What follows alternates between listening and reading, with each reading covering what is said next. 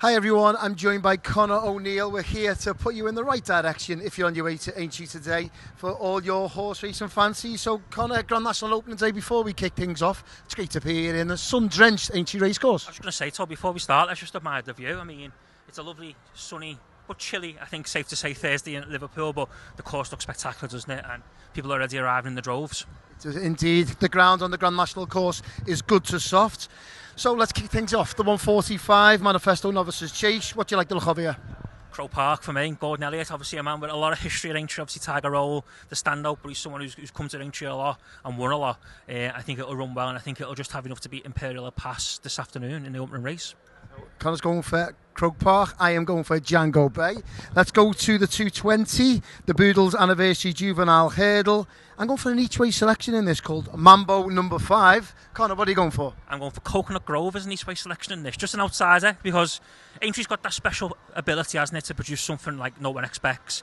And I said to Ryan Patton on the Facebook Live, Aintree's one of them places where always expect unexpected. And there's going to be a race today where some horse somewhere will run will run the race of its life, and I think this could be the one where we see perhaps an outsider coming in, maybe not first, but certainly in the top 3. We've seen a lot of outsiders going at Cheltenham. Let's see if it happens at Aintree.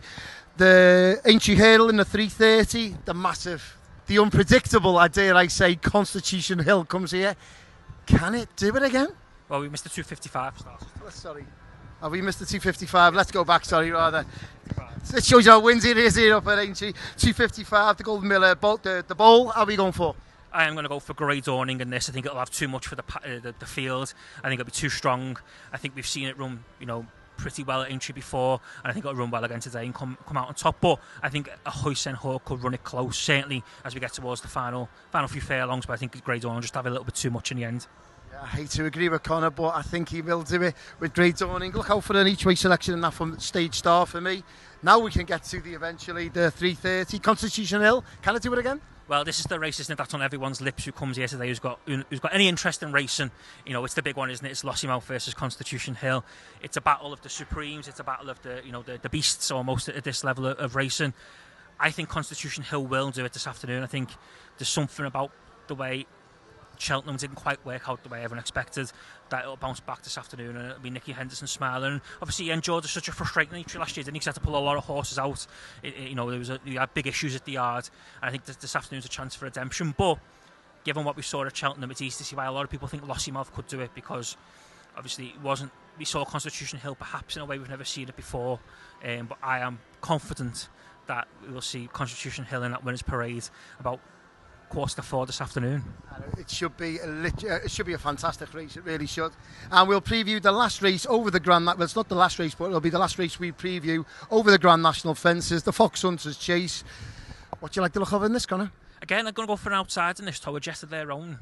Obviously the Grand National fences cause chaos, don't they? We say about the unexpected.